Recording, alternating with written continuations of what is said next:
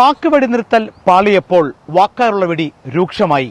ലോകത്തിന്റെ മുഴുവൻ കണ്ണുകളും ഹോർമുസ് കടലിടുക്കിൽ.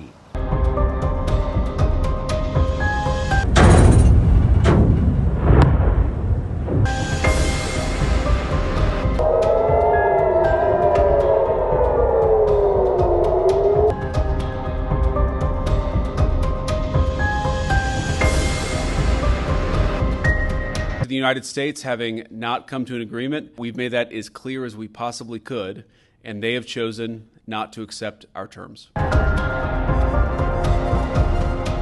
വിമാന നിരക്ക് ഉയർന്നിട്ടും നാട്ടിലെത്തി വോട്ട് ചെയ്ത പ്രവാസികൾ പ്രതികരിക്കുന്നു.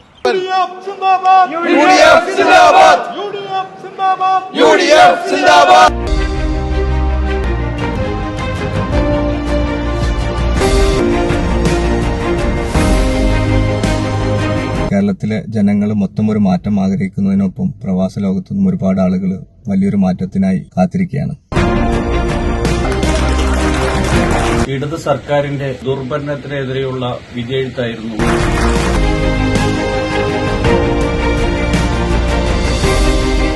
UDF ഭരണമുണ്ടാകുമെന്ന വലിയ പ്രതീക്ഷയിലും സന്തോഷത്തോടെ കാത്തിരിക്കുന്നു.